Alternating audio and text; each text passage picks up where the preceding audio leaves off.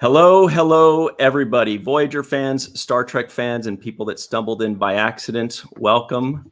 This is the Voyager documentary thank you video. 455 Films is here. Most of 455 Films. A couple other people are not here. We'll talk about them in just a minute.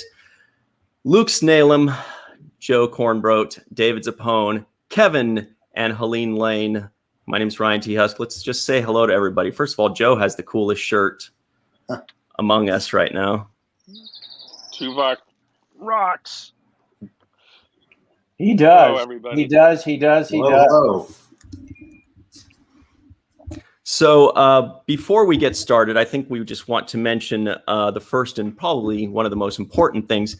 Everybody at home, you guys all know somebody that when you need something, they go like above and beyond. You know, like if you ever had like a dad, you're like, Dad, can I have a tree house? And he's like, I'll build you a tree castle. You know, that kind of person. That's Luke. So we wanted to give away a few things. And Luke's like, I'm going to build a whole website thing and make this giant competition. So we don't really understand it very well, but we're going to give you some free stuff. Luke understands it perfectly, and he's going to explain it right now. Sure. Yeah, we'll start off with the first giveaway. There'll be two giveaways throughout this stream. The first one is going to be for the What We Left Behind Blu-ray DVD combo and poster bundle. This is for anyone that maybe has not yet seen What We Left Behind or wants to get a little more familiar with some of 455 Films' previous work. I will drop the link in just a second into the chat. Basically, I just dropped it. Perfect. Essentially, this is a Gleam giveaway due to international not copyright law, but giveaway law. This is only available to United States residents. Sorry about that. We do love the international backers that support it, and we'll try to figure out something in the future to honor everyone. But for now, yeah, if you are a U.S. resident, feel free to click on that link. Enter away. There's a few different ways to enter. You can visit the website. You can go to the Indiegogo backer page. You can follow us on Twitter, and all of those will get you multiple entries. And when this thing closes, we'll pick some winners live here on the stream. Are we eligible, Luke, or no? No, you are not eligible, Dave. Anyone associated with the film is unfortunately disqualified. I had a feeling. So real quick, again, here we are adding in the comments the first giveaway. That one ends in 20 minutes, so jump on that one immediately. And the second one ends towards the end of this, which is 3:50 our time. Pacific time. Do the math there. So that's put in there. And by the way, we have these autographed Tuvok Rocks shirts because of Mr. Joe Kornbrot, who muted himself. You drove around for like 3 hours, right? Well, yes, I had to deliver shirts driving across Los Angeles, dropped off to Nana Visitor, and then drove over to Terry Farrell's, and then drove over to Tim Russ, leaving, about 3.5-hour drive across lovely Southern California. Something I don't usually do. We should probably also mention, in case people are wondering where their shirts are, this was a sample batch that we had made, just to kind of test out the colors and make sure everything feels and looks good. And we're still going to be tweaking the designs just a touch. So yeah, if you're wondering why you haven't received your shirt yet, these were just a very small sample batch that we had made. Do I see Lolita? Lolita's in the house. Hey, Lolita. Hello. Yeah. It's because my son saved the day. Son? Yes. I can't believe I'm actually on. Hello, everyone. And all you wonderful fans. Sorry I was a little late. I can't stay long, but I'm here. So. Yay. So if anybody has something to say, anybody at home has something to say or ask of Lolita, now's your chance. She's got some guests. She only has a few minutes, but she wanted to jump in to say hello to everybody. I can't believe it actually worked, too. It's good to see you, Lolita. Thank you. You, too. I like your outdoors there, Joe. Thank you. It's a nice, beautiful day. Yes. And Lolita, I think I saw in the comments, Kieran is on. Yes. Well, he was he was Facebook messengering me. Is everything okay? Are you going to get on? He knew I had some technical difficulty. So, well, it's great to see everyone.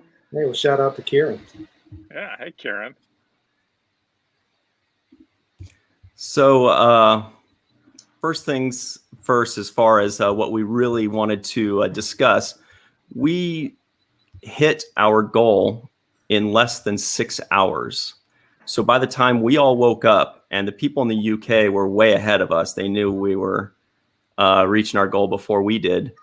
It was pretty shocking, but also not completely surprising, knowing Star Trek fans. Out of us, Kevin and Helene, you guys noticed the numbers first. What did you think when you woke up that Monday morning? It was so exciting. It's just a great feeling to be a part of something that's so meaningful to the fans, and to see such a great response. The comments already, everybody was so excited. It was really fun. You know, it's kind of like watching a record climb the charts in a way. I was just thinking about that right before this call. You know, it's so exciting when you really don't know what's going to happen. You just want to make the movie, and you're saying, "Well, I hope we can, make this movie." And then Helene told me like right away, "Oh my gosh, have you seen the numbers?" And it's amazing. It was a great feeling, and we just kept watching the record go up the charts pretty much. I was at a friend's house in Paso Robles, and I was wide awake at 5. And by 6 o'clock, I literally was in tears because it was amazing how fast it all happened. And thanks to all of you fans. We could not have done it without you. Absolutely. That's for sure. It was an incredible experience. I think I woke up around 4:30 in the morning. Wow. Just because I had to get up for whatever. My body told me to get up, but then I looked at my phone and I was just gobsmacked, which was pretty incredible. But I think, I don't think, Luke, did you even go to bed? I think when the campaign launched, I was live just to kind of see what it was going to feel like at first. And when we saw those numbers start to rise immediately, I was like, you know what? I'm not going to go to bed until we hit our goal, because that's how like fast it was moving. And I was, of course, joking at the time. I didn't actually expect that I would not have slept until we hit the goal, and that's exactly what happened. It was amazing. It was amazing. No, I said publicly on Facebook, I'm not reduced to tears very often, but I was that day and then the last day of the campaign. It's both amazing days. Yeah, I mean, we really hit. If you think about it, we hit a couple of things, right? We hit our goal, and then it keeps rising, and then this potential of maybe the Zappa, crown, and then now that's another, climb the chart moment for us all. Are we going to make it? Are we going to make it? And then boom, we made it. So, and let's give our kudos to the Zappa documentary, because Alex Winter couldn't have been more gracious. Very true. And encouraging us to thrive, and there was no competition there. We're all filmmakers, and I think he was just really gracious about it. Very, very much so. Yeah. And that was, and we'd be remiss, kind of joking, right? Right. That was I was going to say we'd be remiss if we don't mention Paul. Yeah. As I say, Paul was just kind of like having a little fun. Yeah. With Alex Winter there online, saying, "Hey, we're coming up on that goal that you set. What was it? 3 years ago, the Zappa doc did that, something like 3 or 4 years ago." And it was right after that was Spock. It was like within a few months of the For the Love of Spock campaign. So we were For the Love of Spock. I think the Bill Nye documentary came out a month later, the campaign, and that beat us and set the record. And then the Zappa doc came out within a few months. At least the campaign did. The question is, what would Frank have to say about this? Well, he probably would say a lot, but not really care. Right. Probably true. Exactly. Well said, Jose. Yeah, it's awesome. Yeah, I mean, the fans for how many years now? 10 years with us. with all of us, making these docs and fans supporting it and being appreciative of it and rooting everyone on. So nothing better than that. Now, you guys can still hear me. I see I'm a little frozen, but you can still hear me, right? Yeah. Speaking of Paul, I did want to mention that everybody out there that jumped all over the Janeway mug, that was all Paul Camuso. So big shout out to Paul. Dave, are we allowed to say yet that we may be adding a tiny little detail to it, or are we going to keep that a surprise for later? I think we can reveal it. Well, actually, that's more of a Luke question. Luke? Yeah, no, I don't think there's any issue there. I defer to Luke on that one. Yeah, and so, yeah, it's not going to be any detail that will affect the appearance of the mug. It will be a 100% replica of the Janeway mug that was used in the show, but we will be adding a little bit on the underneath. It will be, I don't know if it's going to be engraved or how they're going to make that work. It's probably an engraving, but it will have our Voyager documentary logo to the journey right there on the bottom of the mug. Cool. Here. Nice. To the journey. Oh, shoot. Yeah, Lolita, I was just going to say, I know you have to run in a minute, so jump on and say. I was going to say, I had people contact me already about the Janeway t-shirt. People that didn't necessarily participate in the campaign, but that t-shirt is pretty hot, and I think a lot of people are going to want that. So I can't wait to get mine. It is still available in demand on Indiegogo right now. Oh, okay. Well, that's great. I'm glad I wrote that. I think some of those people are watching us now, so that's good to know. And we should give kudos to Ryan's insistence that we had to do a Janeway shirt, and Luke designed it, but it was a concept that was discussed, and Luke actualized it. But. And Kate's been very supportive. We've been very appreciative. Really nice. She's very happy with the shirt and the mug. That's fantastic. Yeah. Yep. That's great. But well, listen, you guys, cool I need to run. I'm going to run, but I just wanted to thank all the fans again, and thanks to my wonderful team. And we're really looking forward to getting this film made and getting it out to you as soon as humanly possible. So everyone have a great rest of the day. Thanks so much. Thanks. See you, Lolita. Bye. See you guys tomorrow. Bye-bye.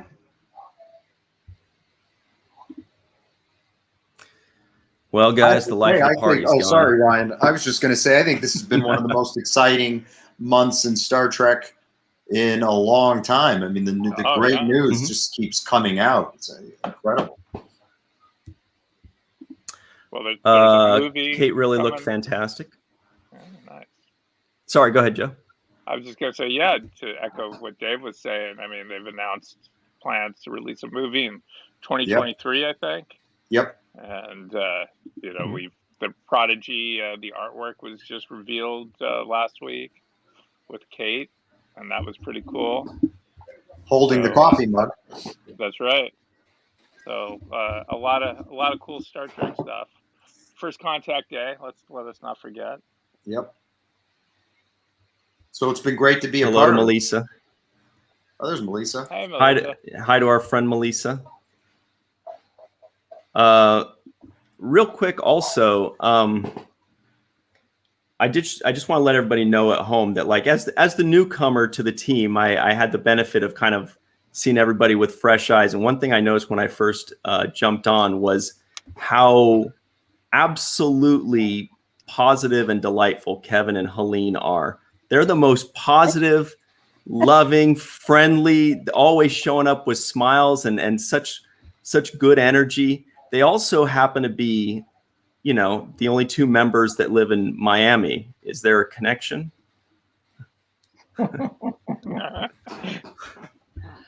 Yeah, well, we got a big fat storm here now, but I mean, Helene's been a Star Trek fan forever since a wee little one, and I mean, our daughter was, she went into labor during an episode of TNG, I think, right? Yes. Am I not supposed to say those things? No, we have to shelf that story. Okay. For us, it's a dream come true. We met in film school, and our life has always been about telling stories. And so to be able to work together on a dream project and to be with David since the start, I was saying to Kevin, you know, we're like the founding family, being there from the beginning, and to watch the growth and expansion of 455 and just each increment. When Joe came on board, we were, thank goodness, we were so grateful. And then when Lou came on board, and with each project, the depth and the scope and the breadth of what we've been doing has needed. And now with Paul and Lolita and Ryan, it's taken all 7 of us full attention to, you know, get to this point. And so I think it's an evolution. And, you know, not to toot our horn, but we did just get chosen, I think, 4 out of the 10 top Star Trek documentaries by someone on the internet. And I think that's, you know, because they recognize that we have poured our heart into all of these films. All of us have. Yeah, it's been fun.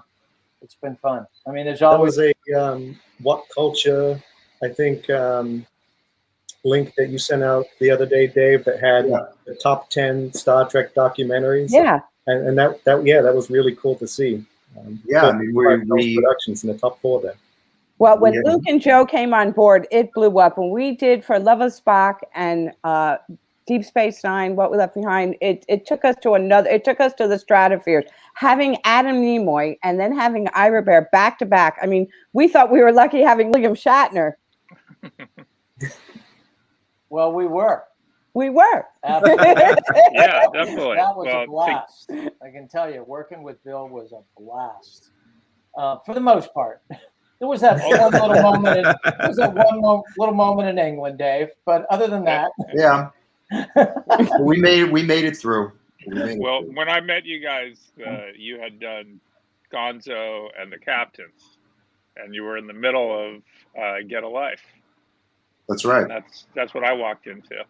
And, actually, I was hired for a 3-week job to cut Still Kicking. And, thank somehow God. I'm still here. Thank God. Thank God. All thanks to the Paramount Gym, right, Joe? That's right. Buddies of Don mine and Drew that work at Paramount, Don and Drew. They struck up a friendship with Dave in the gym, working out, and they're editors. And Dave was like, "Hey, can you guys help?" And I said, "No, we're too busy with our own work, but we know a guy who might be able to help you."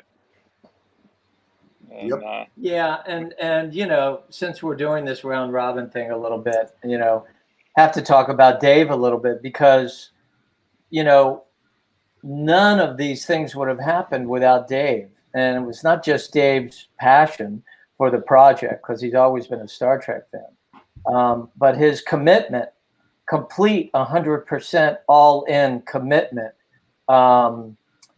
personally, financially, business, everything, all along the way.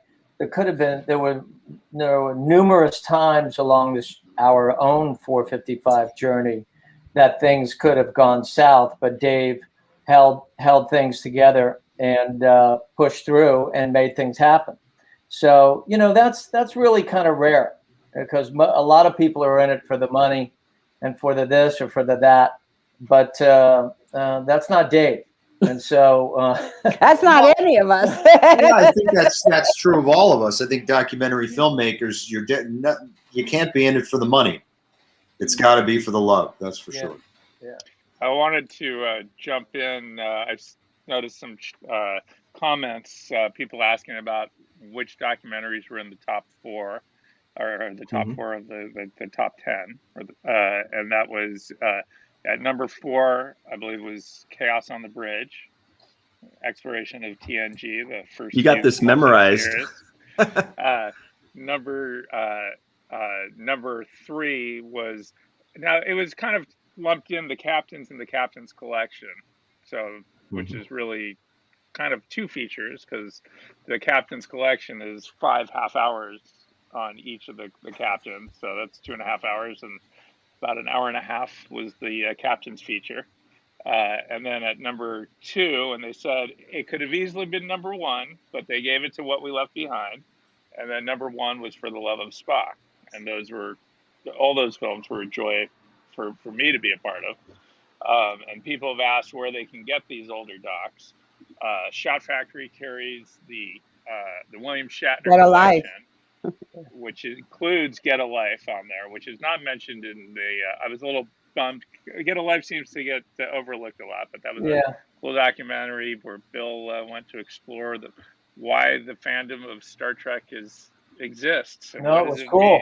We had a good time, and even spoke to the head of the Joseph Campbell Society and talked about all the mythological aspects of fandom and why it resonates. And so all the William Shatner collection is available from Shot Factory as a box set.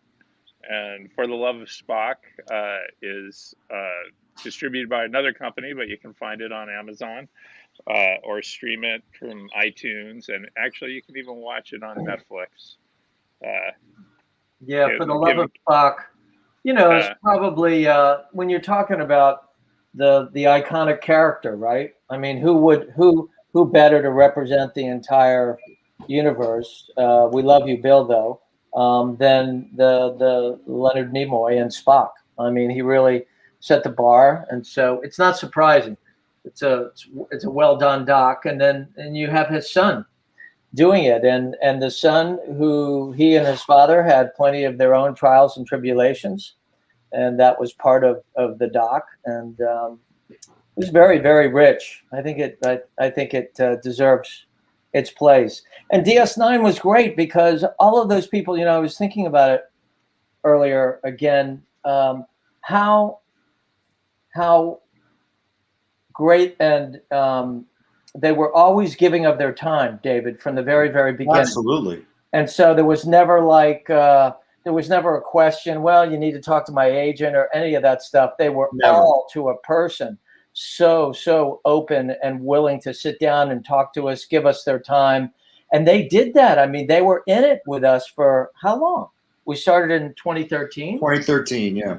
Yeah. So they were in it a long time. So they what a great group. And look at how many Deep Space Niners are helping us now. And have continued to. Yep. The Star Trek family. Great people. And hey guys. People too. So this is a question maybe for Dave.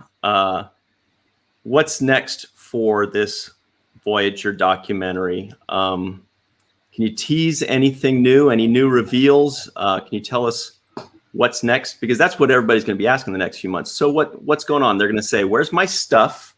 And they're going to say, "What's up with the doc?" Well, again, on that, I'll defer to Luke on the product. Well, look, we're shooting. I mean, that's the simple answer. Is we're now in full production. We're about to go up to far away from LA to shoot interview Jerry Taylor, which we're excited about. And I know we've announced this, but I'm just so excited that Dennis McCarthy has agreed to do our score again, because I'm doing my Voyager rewatch, and it's amazing how many episodes he worked on of all the Star Treks. It's just, he's an amazing guy, and we couldn't be more excited to have him. And we've just found out a little bit of trivia that he was also in Dick Dale's band. Remember that, Dave? Yeah. There's the episode Vis-a-Vis where Tom Paris, where we first see the Camaro he's working on. You mean Camaro? Camaro, according to B'Elanna. And there's a couple of Dick Dale tunes we're playing. I guess they were using one in the cut, and Dennis said to one of the producers, "Oh, hey, I was in that band, in his band," and he suggested another song as well. So that was a pretty cool piece of trivia. That's awesome. Nice pun by Funky Aardvark. Dennis, wow, good score. Good score. I'll buy that. You're gonna have to send him to the penitentiary.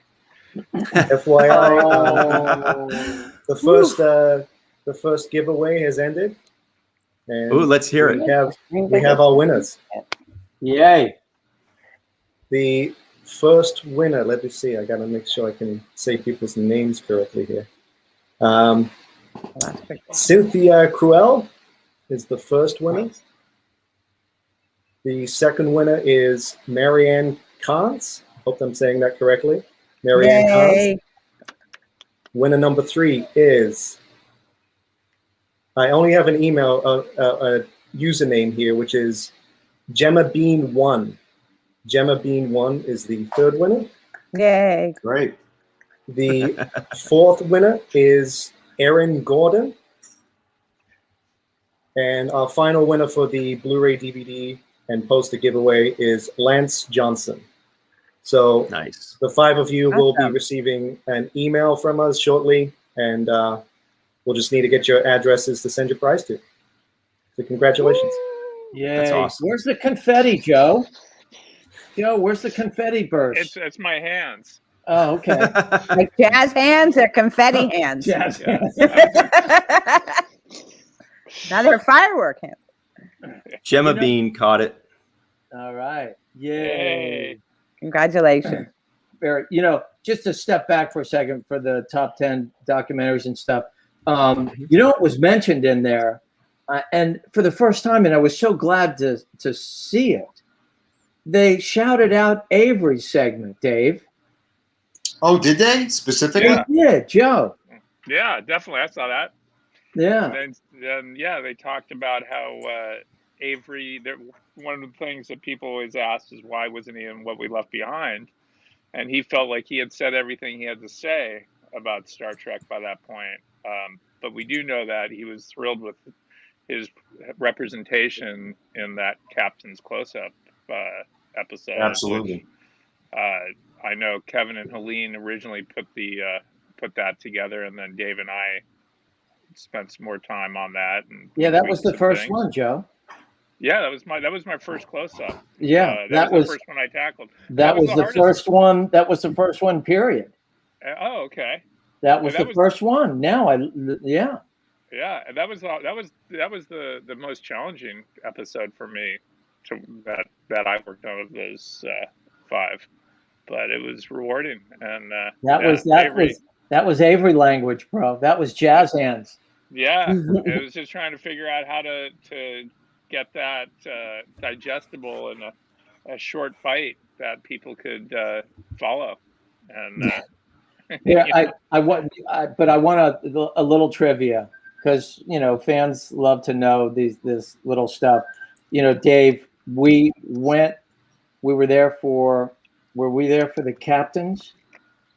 Dave, we were there for when we shot Avery. Yes, you filmed for the captains, and then we did the captain's close-up from it. Got it. But remember, Kevin, and then what we were able to incorporate was the scoring of the captains when we shot of Avery there and Andy Milne. Yeah. Yes, with Andy Milne. But my point was that we had asked him if we could interview him earlier in the day. And he had this thing, the fan thing with the pictures and everything. And so we waited, and we weren't Kev, sure. I'm sorry. You're not talking about his home. You're talking about Vegas in 2000. Exactly. Yeah. Exactly. Yeah. And so we had waited, and we were set up, and we weren't sure that we were going to get his interview, and because there was a lot of people, and it got really, really late, and all of a sudden he walks in, and we rolled the camera. I think, David, we asked him one question. Yeah, that was it. I was going to say that. I remember watching the interview, and it's like, yeah, you asked one question, and he just went for like 45, 50 For minutes. as long as we had a tape in the machine, and we were shooting DVC Pro HD at the time. And so those loads were like 40, 45 minutes or something like that. And he just, one question, boom, went all the way and near the end of the tape. It didn't run out. He was just done. And then that was it for the tape. So that was pretty cool. That was like, that efficiency ratio. When when you're shooting documentaries, the ratio is big. Like you shoot a whole lot of footage to get a little bit of stuff. But Avery, was so efficient. We used so much of that interview. And it reminded me, Dave, of when we got on the elevator with Bill in the captains, and we rolled that whole tape out, and we went through the whole convention, and he told us about all the most beautiful women in Star Trek. And he photobombed the people. Yeah.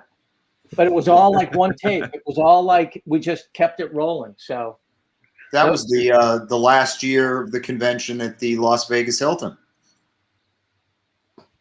Yep. We covered a lot of ground in that 45 minutes. It really did. Really did. Both of those. Though that's what sticks out in my mind about that. Can I just say, if we've gone back to William Shatner, that the scariest moment for us with William Shatner was not on any of the sets or locations. It's when we took him out for sushi. And as soon as we sat down, he started ordering off the menu, just up from the top of his head what he wanted. And Kevin's eyes just got very wide, hoping that our Amex would cover it. Yeah. He was down here for a convention down in South Florida. It was a couple of years back. But yeah. And then the chef started sending us out like a half a pineapple and all different kinds of things. But the first moment, no menu, just ordered 12 things off the top of his head. Yeah. Wow. Well, Kev, do you remember that we were kicking around naming the production company One for the Table? Yeah. Well, listen, that story has nothing on David's stories about the Amex and Bill dinners at where was the first one, Dave? It was Morton's. Morton's, yeah. That first one was at Morton's. Yep. And there was like, I don't know, Dave, how many people were there? There was like 8 people at the table. Yeah. One of my most memorable, there's no one better to go out to dinner with than Bill. Yeah. Just such a great conversationalist, so engaged, just enjoyed. It was worth it. You couldn't buy that. One of the most probably memorable dinners I've had with Bill, Kev, you were there, was with Bill and Kate at dinner at Martirano's. My God, was that a memorable dinner. The two of them. Yeah. What forces, when you look at all of the captains, all of them are great. They all have their individual personalities. But are Kate and Bill not the strongest forces like tornado winds? I mean, they're pretty externally, but I think every captain has that strength, no doubt. And not just being diplomatic. They all don't. Well, they're probably both of them are probably the broadest. Yeah. In their personalities, definitely. Yeah. Well, hey, David, along with Patrick, he's fearless. Yeah. Hey, Luke, can you tell everybody, not to change the subject, but very quickly about the Mosaic poster? Because this is going to be one of the first things that we are going to be tackling soon. We're also tackling all the Zoom calls, Seventh Rule podcast, the Delta Flyers podcast. Those are all the first things that we're going to be knocking out in the next few weeks and months. So definitely check your emails when we send you updates and when we send you direct emails. Check those because we are fulfilling things right away. We're getting on it right away, and it's going to be throughout the coming weeks and months. But anyway, Luke, the Mosaic poster. Absolutely. Yeah, the Mosaic poster was something that kind of evolved as the campaign went on, where we wanted to be able to come up with some cool things that were unlocked. And not just stretch goals that made the film better, because obviously we knew that was a financial component. We needed certain criteria to make the film better and to include as much as possible. But we also wanted to be able to give people something back for hitting these milestones. And one of them was the Mosaic poster, which is, if anyone's familiar with For the Love of Spock, what we did in the film was have an image of Spock that was made up of a bunch of fans, a whole ton of fans that submitted their photograph to be included in the film. We're going to do something similar with this movie, where we're going to have a poster, digital version that you can download for free. It's available to everyone that donated to our campaign, any amount. We will have a poster that is comprised of images that are submitted by our backers. And the way to do that will be via a form on our website, voyagerdocumentary.com. And we'll have a section of that site that is available exclusively to Indiegogo backers.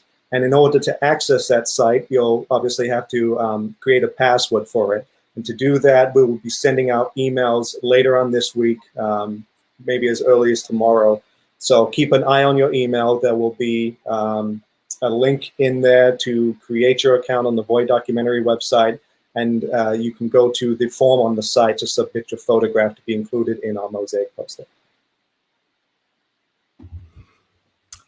Awesome. That Spock one was the best. That's actually probably my first memory of 455 films, is that thing, along with the Captain's documentary, which just blew me away. We did have a poster for What We Left Behind also. That one wasn't comprised of photographs. That one was just comprised of names. But that was something very similar we'd also done in that film, where, again, available to the backers to download for free, was a poster made up of everyone's name. This time it will be of photographs. We're also going to be sending out the Backerkit surveys, guys. We don't know exactly when, but in the next few weeks or so, probably in early May. And that's going to be one of the most important emails that you have to open, because from there, if you move, it's no problem. You can just change your address on Backerkit. And a lot of people have asked the question, hey, I wanted to get, I contributed to get the credit in the end credits of the movie, but I'd like to have my spouse on there, or I'd like to have, a friend of mine that passed away in honor of. How do I do that? And the answer is, on Backerkit, we will have a question that says, how would you like the name displayed? Which name would you like? And so everybody just make sure you keep an eye on that. Every email we send you is going to be an important one, but that's going to be a very important one, because all of your information you can check and adjust the perks. You can change your address. You can adjust the name or put the exact name that you want. It's very important. So keep an eye out for that. And I bet you Luke is thinking, dude, we're 1 minute past the time that we're supposed to announce the second winners. So do you have those? Actually, I think we might have extended that to be, yeah, there's still 8 minutes left on that. So people can still enter. Then I didn't have to rush through that. And everybody at home, if you guys have any questions, just throw them at us. We may be able to answer a couple questions very quickly. Jenny says the Mosaic poster is an awesome concept and can't wait to see it. They do look really cool. I'm excited to see them on people's walls when we get the opportunity. Oh, boy. All right. Here's a question for you guys. A lot of people have asked what the surprise $1 million stretch goal is. And everybody donated and supported, and it blew up, and it was great, and it was amazing. And then they all just kind of looked around and said, so do we have to wait 2 years to find out what it is? Kind of, yeah, but well, I'll defer to Luke on that one. Luke, do we reveal the surprise here? No, I don't think so. Unfortunately, as much as we would love to, there are so many things that have to occur behind the scenes to make sure that this surprise works out the way that we hope and expect it to, that it really is going to be, when we say a surprise, it's a surprise. You will be sitting there for the first time watching this film going, oh, wow, that's what they meant. And we can't even really tease it very well, because even the smallest tease would, I think, just open up a whole world of possibilities for people.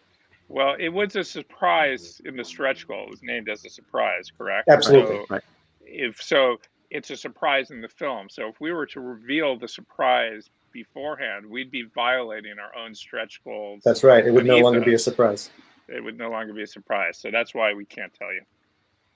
And that reminds me of you remember just during the campaign scrambling to figure out what the next stretch goal was going to be, because we were hitting them so fast. I mean, yeah, we had, I think, we knew there were going to be about 10. As to what order they were going to appear, that was new. And as to when we could get them on the site, that was a challenge because I didn't have any of the graphics made. You know, Right. I thought I would have plenty of time to make these graphics. We're like, oh, but Luke, no. you have time. And then we're like, wait, no, you don't. Need it tomorrow. We hit like Need it in an hour. 3 or 4 stretch goals in the first day, right? It was, Yeah. so that was a challenge. Hmm. But it Well, was we a good can't say challenge to this. have. I think this is an okay thing to say.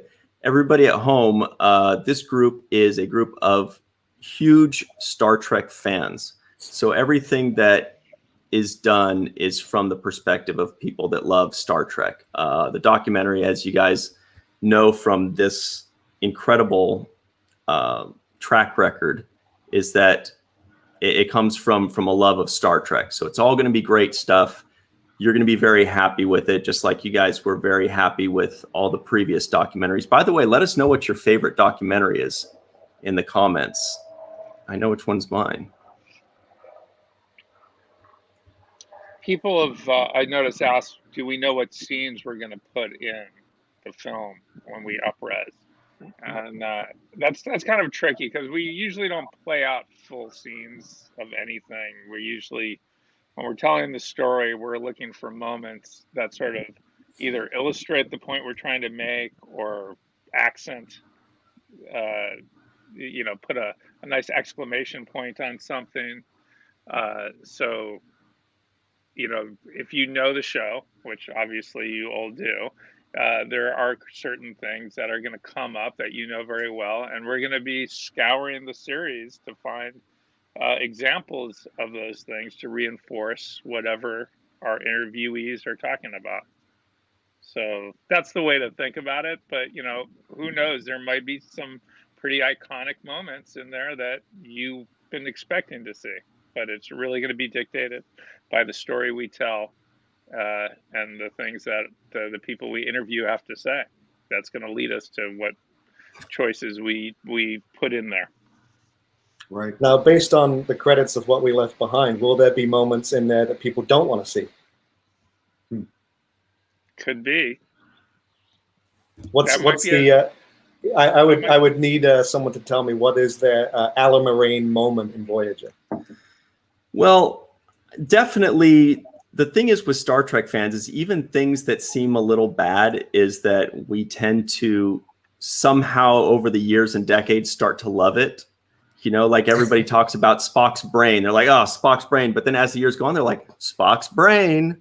Or then when they say, you know, like the lizard babies episodes, they're like, what is lizard babies? But now they're like, we need lizard baby plushies. I love them so much. So I think even Ala Moraine is like a moment. I mean, maybe the actors still don't much care for it, but the fans, even the things that are considered not the best, those end up becoming like cult classics. I have it on good authority that those actors continue to sing that song. They love it. Especially Avery. I think we might have discussed that episode. Yeah.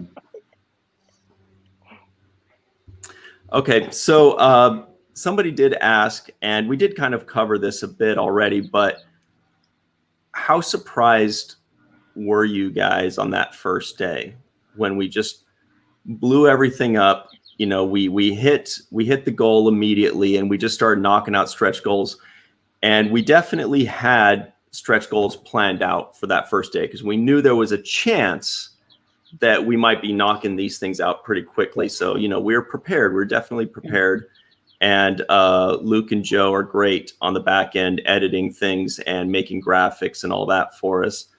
But even though we were prepared, how surprised were you guys? Dave, were you like totally surprised, or were you like, kind of expected it? Yeah, I was pleasantly surprised, but I think it really, I guess what tempered my any shock is that we were building on the Deep Space Nine, the What We Left Behind fan base. And I think it really was the success of Deep Space Nine that What We Left Behind that led us to the quick success on Voyager. So no, I wasn't that surprised, to be honest. Gratified. Nice. I was surprised. I was surprised. It was just so fast. Yeah, it was fast. Yeah. I thought, maybe we'd do like $50,000 more on the first day than what we did with what we left behind, and that would have been more than a success for me, from my point of view. So when it jumped it did jump 3 times by the end of the first day. And not even ironically, just serendipitously, it ended up at 455 on the first day. Isn't that? I mean, that's just nuts. 24 hours, 455,000. That was perfect. Yeah. So here's a good question for you guys. We saw the team on last year's cruise. How much from that do you feel set a good tone for how the rest of the doc might come together? An interesting question. Yeah, Kev, I was going to defer to you on that. Yeah. I think it was an unusual experience, that cruise, for all of us, and it was awesome. And it really started. It really did set the tone for the doc. Having said that, there will be a lot more obvious layers and depth and scope to the documentary than just the cruise. But the cruise was something unique and something different, and we had not done anything like that before. So yeah, I mean, how does it not hurt setting the tone with 4,000 Star Trek fans and a 7-day cruise across the Caribbean? It was great. Well, I'll tell you what set the tone for me was how great Entertainment Cruise partners were. ECP, the team that runs that cruise, we felt so welcome. I mean, Kev, it was like we had run of the ship. We were on the bridge. Yeah. We were on the bridge. we were on like 13 different stories of that ship. That was pretty incredible. Yeah, that's a good point, David. When you're a film crew and you're trying to film things on a cruise ship, it's tough. It's tough moving from one position to the next. You have equipment and all of that. These guys, these men and women, the whole team, just rolled out the welcome mat for us and did everything possible to help us get what we needed. The only frustrating thing was I finally understood the layout of the ship, like on the last day. I think being out on the open sea, for me, every time I'm in Vegas, I have to open the door and go outside and remind myself that there is an outside and world, because you can literally stay inside and just go to events for 18 hours a day and never leave the convention. And so it's almost like opposite land. You had sun and fresh air versus inside with fluorescent lights. It was a completely different experience.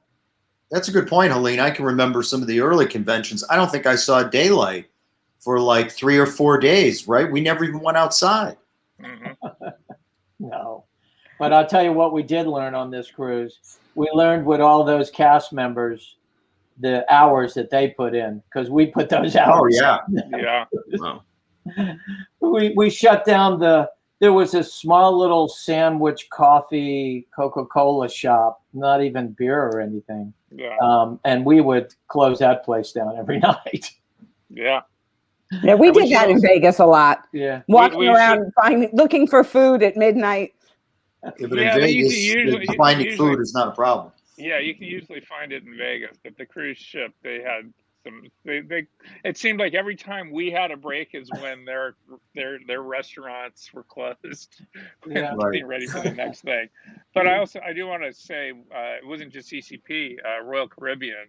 That was a spectacular ship. Absolutely, and they also welcomed us and gave us a lot of support. So just want to acknowledge them. And they had when we were filming the Voyager panel, a lot of the panels were on this one stage, this massive Broadway caliber stage, and it was the nicest environment I'd ever been at a Star Trek convention to film, and the best sound and the details. Seating. Yeah, it was just spectacular. So here's an interesting question.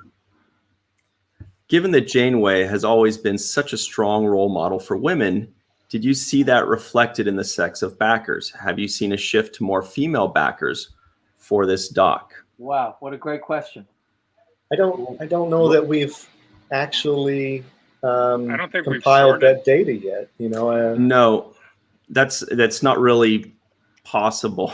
But I think the hunch is correct. I think we can all acknowledge it's probably a correct assumption. But we can say something that I'm personally very proud of, and that is that we got backers from 74 different countries, which Wow. I thought was That's really amazing. People from all over the world, all walks of life. And sometimes I was just looking through the countries and I'd be like, wow, we got 4 people in Cyprus or whatever it happened to be. You know, it's really cool.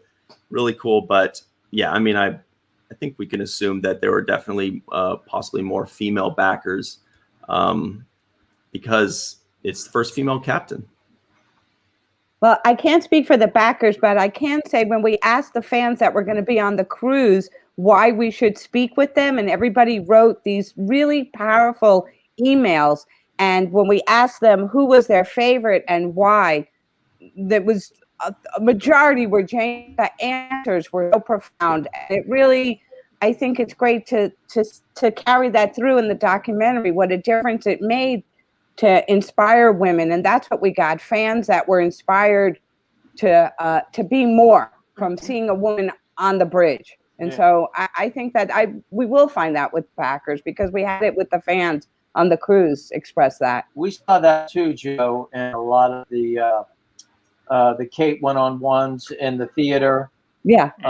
We saw a lot of female backers, supporters of strength in the crowd, and people talking about the difference that her role made for them, which is really a through thread with obviously with Bill, but with a lot of these, that's part of what Get a Life was. Yeah.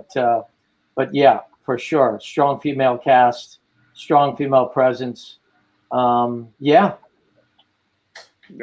Definitely. I want to ask a question that's a little off topic here because I saw it in the comments and it's great for Dave to answer. Sarah is a first-time backer and asks, what does the 455 in the name 455 Films mean? What? It is the engine size of my 1972 Buick estate wagon. 455 cubic inches or 7.4 liters. There you go. That's it. And the only person who's guessed that in Star Trek is Dennis McCarthy because he's a classic car enthusiast. Yeah. And No, and that Buick was that Buick? Was it that Buick that was in For the Love of Spock? Yeah. No, that's one of my other wagons. Are you talking mean the driving into the gate?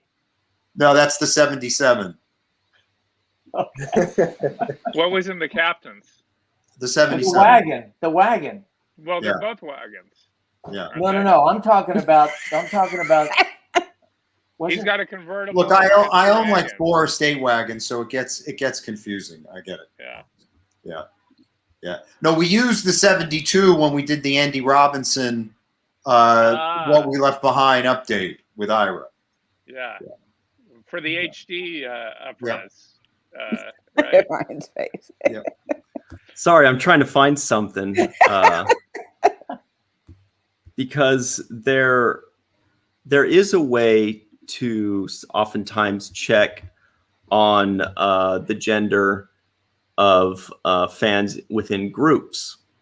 But I think it needs to reach a certain level before you open that up, because I was going to check our donor group and we could actually look and see exactly what the breakdown is within that group of our fans, just to get a better idea. But if we don't have that were yet. a betting bunch, Yeah. we would bet that way. I bet you. I would. Mhm. Ryan's time traveling again. He is. All right, I better close it out then.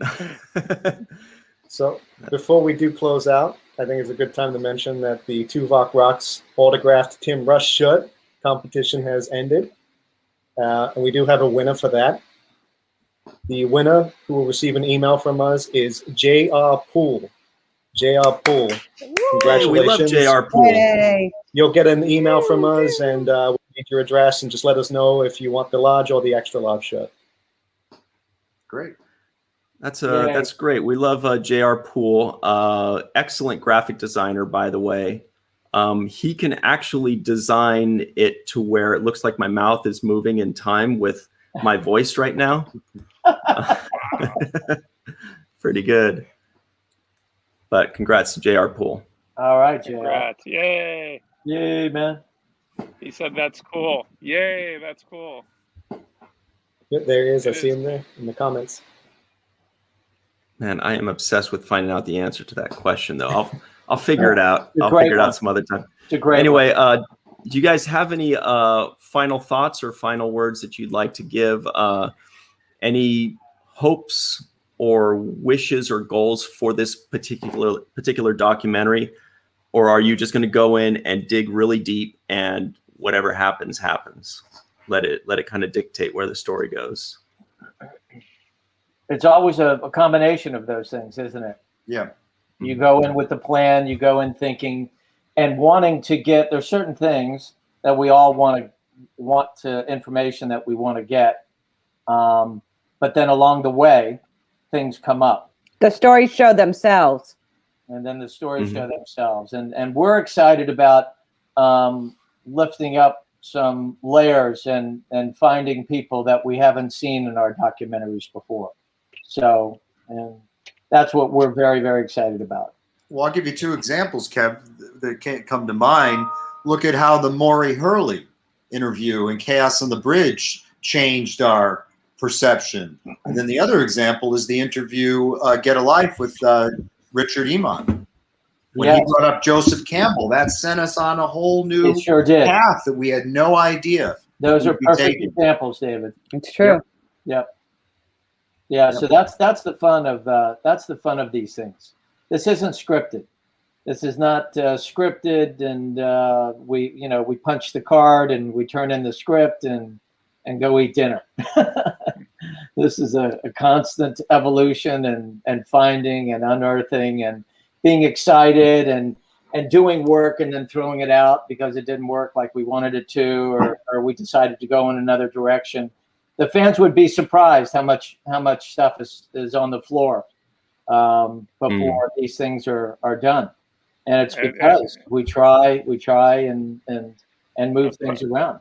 A perfect example of that is What We Left Behind. We released a bonus disc with that film, and that was almost a feature-length endeavor in itself of odds and ends, things that were really good but didn't have a place in the film, that kind of stopped the film short or stopped its momentum, but were still interesting. And so we put that out. So once we say this every time, but thank God for special features, because there will be things that didn't make it in the film but were pretty cool, and you'll get to see some of those things too with this film. Nice. Also, very quickly, that's my final thought. I do want to point out very quickly, as my voice goes, but my face doesn't, that there were so many people that liked and shared and retweeted and forwarded our emails and commented and told their friends for us during our campaign. And I want to make sure that they know, guys, don't think we didn't notice. We absolutely noticed and saw every one of you.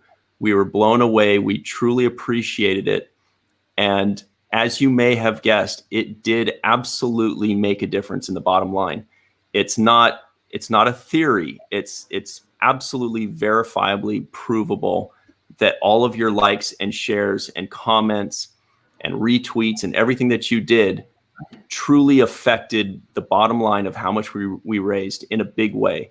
And we all very much noticed and we all very much appreciated it. So thank you very much for doing that, guys. Yeah, that's why we wanted to do this today.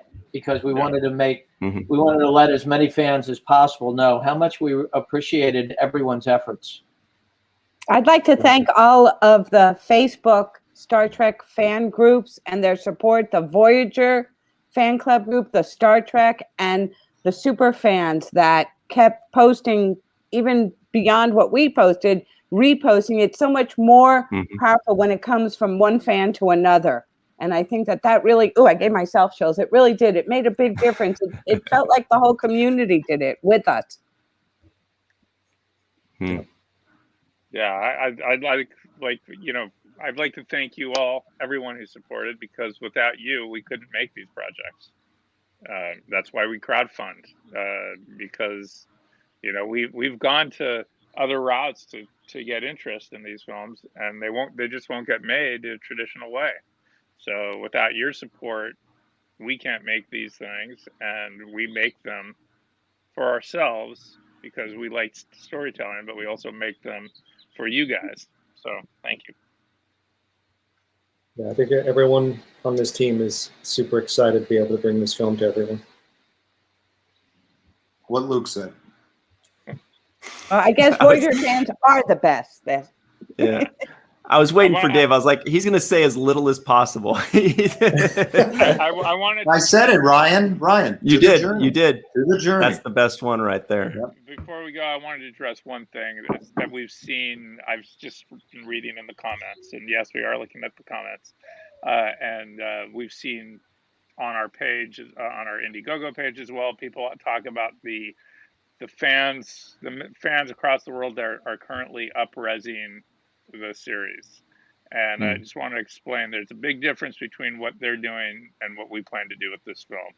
It's great that people are going through and trying to get the original series footage and make it look better. And it does look better, but it won't look as good as what the technique that we're going to do, which is we're going to go back to the original film scans, which have a lot of information, way more information than you ever saw on the television shows. And we're going to scan those, and we're going to use those. And those will just have, it's just incomparable, the amount of detail that they will have. You can't take something that has a certain amount of detail and blow it up and have that detail and have it have more detail. That's just not possible. The way we're going about it is taking all the detail and presenting it to you at the best possible resolution. So, yeah, but keep doing what you're doing. It's great. You know, get it out there. We're not doing whole episodes. We're doing what's going to be in the film. To the journey. To the journey. To the journey. Great. Thanks very much, guys. And by the way, Dave, it's so cool working with you. It really is. I think everybody here loves working with you, and it's been a great time so far. And what you started way back when with Kevin and Helene, it's pretty amazing that it's still going, and that you guys are the people to go to for Star Trek documentaries, and the fans, listening to what the fans say, they really appreciate it. They really respect the work, and you're leaving a legacy, a legit legacy. Well, thanks, Ryan. And needless to say, you did an amazing job on this campaign. Yeah, we have the dream job. Boy. You did, Ryan. You crushed it, man. We all appreciate your efforts. Absolutely, 100%. And your vibe too. You've got great energy. You just fit into this group pretty well. No, you guys are very welcoming, but thanks very much. I appreciate it. I think that's it, right, guys? I think we bid everybody a farewell, a happy spring, and keep checking your emails. Yep. Thanks, everybody. All right. Live long and prosper. Live long and prosper.